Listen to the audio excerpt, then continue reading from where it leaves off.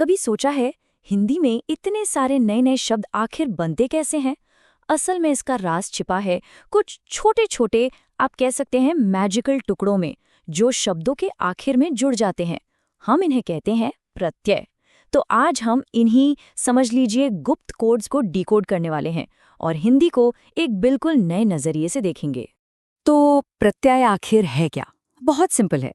ये वो छोटे से शब्द या शब्द के हिस्से हैं जो किसी भी असली शब्द के, मतलब मूल शब्द के आखिर में जुड़ते हैं और बूम, उसका पूरा मतलब ही बदल देते हैं। जैसे एक उदाहरण देखते हैं। एक क्रिया है पठ, जिसका मतलब हुआ पढ़ना। अब इसके पीछे निय प्रत्यय लगा दीजिए तो क्या बना? पठनीय, मतलब पढ़ने के लायक। देखा, बस एक छोटे से हिस्से ने एक एक्शन को एक क्वालिटी में बदल दिया। तो आज का हमारा रोड मैप क्या है? सबसे पहले हम समझेंगे कि प्रत्यय असल में है क्या। फिर हम इसके दो सबसे बड़े टाइप्स यानी भेदों को देखेंगे, और ये हैं कृत प्रत्यय और तद्धित प्रत्यय। हम इन दोनों की दुनिया में गहराई से उतरेंगे। चलिए तो शुरू करते हैं। देखिए, हिंदी में जितने भी प्रत्यय हैं ना, वो सब के सब बस दो मेन ग्रुप्स में बटे हुए हैं। और अगर आपने इन दो ग्रुप्स का फर्क समझ लिया तो समझिए आधी कहानी तो वहीं खत्म हो गई। और वो फर्क ये रहा, ये इसका गोल्डन रूल है, इसे याद रखिएगा। पहले हैं कृत प्रत्यय। ये हमेशा और हमेशा सिर्फ क्रियाओं के साथ जुड़ते हैं, मतलब एक्शन वर्ड्स। और दूसरे हैं तद्धित प्रत्यय। ये जुड़ते हैं संज्ञा, सर्वनाम या विशेषण के साथ। बस इतना सा ही फर्क है, लेकिन यकीन मानिए यही छोटा सा फर्क बहुत बड़ा खेल करता है। तो सबसे पहले गोता लगाते हैं कृत प्रत्यय की दुनिया में। याद है ना, ये वो वाले हैं जो एक्शन वर्ड्स यानी क्रियाओं से जुड़ते हैं। चलिए देखते हैं कि ये करते क्या है और कैसे एक क्रिया से बिल्कुल नए शब्द बना देते हैं।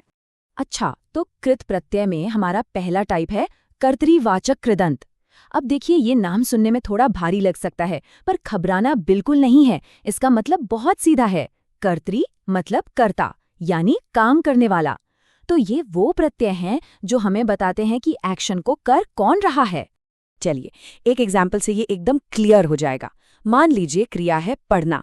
अब इसके आखिर में वाला प्रत्यय जोड़ दीजिए। क्या बना? पढ़ने वाला, मतलब जो पढ़ रहा है वो इंसान, है ना? सिंपल। इसी तरह लिखना से बन गया लिखने वाला। देखिए कैसे प्रत्यय ने एक एक्शन को एक्शन करने वाले इंसान में बदल दिया। अब आते हैं दूसरे टाइप पर, कर्मवाचक कृदंत। ये वाला बड़ा मजेदार है। यहाँ फोकस इस बात पर नहीं है कि काम कौन कर रहा है, बल्कि इस पर है कि काम का नतीजा क्या है, उसका ऑब्जेक्ट या कह लीजिए कर्म क्या है। जैसे मान लीजिए क्रिया की जड़ है गा। अब इसमें ना प्रत्यय जोड़ा तो शब्द बना गाना। अब यहाँ 1 मिनट रुकिए और सोचिए, गाना एक क्रिया भी है, मैं गाना गा रहा हूं, और गाना एक चीज भी तो है। ये गाना बहुत अच्छा है। देखा, प्रत्यय ने एक्शन को उसके फाइनल प्रोडक्ट में यानी एक गीत में बदल दिया। अच्छा जी, अगला है करणवाचक कृदंत। यहाँ भी नाम पर ध्यान दीजिए। करण, करण का मतलब होता है साधन या जरिया, कोई टूल। तो ये वो प्रत्यय हैं जो किसी एक्शन को उस एक्शन को करने वाले टूल या औजार में ही बदल देते हैं। ये वाला उदाहरण देखिए, मजा आएगा। झूल मतलब झूलने का एक्शन, पर जैसे इसमें आ प्रत्यय लगाया, ये बन गया झूला, मतलब वो चीज जिस पर झूलते हैं। है ना कमाल? एक्शन खुद ही अपना टूल बन गया। कृत प्रत्यय का एक और बहुत ही खास टाइप है भाववाचक कृदंत।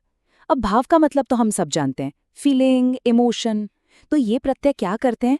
ये एक एक्शन को पकड़ते हैं और उसे एक फीलिंग या एक स्टेट, एक अवस्था में बदल देते हैं। इसका सबसे अच्छा उदाहरण है क्रिया घबरा। अब इसमें प्रत्यय लगाइए आहट, तो क्या बना? घबराहट, मतलब घबराने की फीलिंग। इसी तरह सजा क्रिया में आवट लगा तो बन गया सजावट। यहाँ पर एक्शन एक भाव या कॉन्सेप्ट में बदल गया। तो ये तो थी कृत प्रत्यय की कहानी, जो सिर्फ क्रियाओं के साथ जुड़ते हैं। अब चलते हैं दूसरे बड़े परिवार की तरफ, और वो है तद्धित प्रत्यय। अब इनका काम करने का तरीका बिल्कुल अलग है। ये क्रियाओं के साथ नहीं, बल्कि संज्ञा, सर्वनाम और विशेषणों के साथ जुड़ते हैं। तो जैसा मैंने कहा, तद्धित प्रत्यय ये लगते हैं संज्ञा, सर्वनाम या विशेषण के बाद। इसका एक बहुत ही पावरफुल उदाहरण देखिए। शब्द है मानव। एक संज्ञा। अब इसके पीछे सिर्फ ता प्रत्यय लगा दीजिए और शब्द बन जाता है मानवता। सोचिए, सिर्फ एक अक्षर ने एक इंसान को एक पूरे कॉन्सेप्ट, एक पूरी फीलिंग में बदल दिया।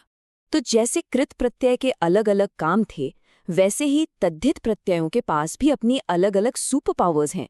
मतलब ये भी काम करने वाले को बता सकते हैं, किसी क्वालिटी को दिखा सकते हैं। चलिए इसके भी कुछ एग्जाम्पल्स देखते हैं। मान लीजिए हमारे पास शब्द है सोना, मतलब गोल्ड। अब इसमें आर प्रत्यय जोड़ दिया तो ये बन गया सुनार, मतलब जो सोने का काम करता है। देखिए कैसे एक चीज के नाम से उस चीज से जुड़ा पेशा बन गया। चलिए इस पूरी प्रोसेस को एक और शानदार उदाहरण से स्टेप बाय स्टेप समझते हैं। हमारा शुरुआती शब्द है सर्राफ, मतलब एक ज्वेलरी, एक जौहरी।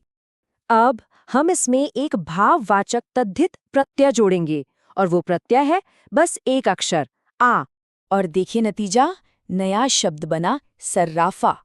अब गौर कीजिए हुआ क्या। हम शुरू हुए थे एक इंसान से, सर्राफ, और हम पहुंचे एक जगह पर, सर्राफा, यानी ज्वेलरी मार्केट। सिर्फ एक आ की मात्रा ने एक इंसान को एक पूरी जगह में बदल दिया। ये है तद्धित प्रत्यय का जादू। और देखिए तद्धित प्रत्ययों की दुनिया यहीं खत्म नहीं होती। ये बहुत कुछ कर सकते हैं।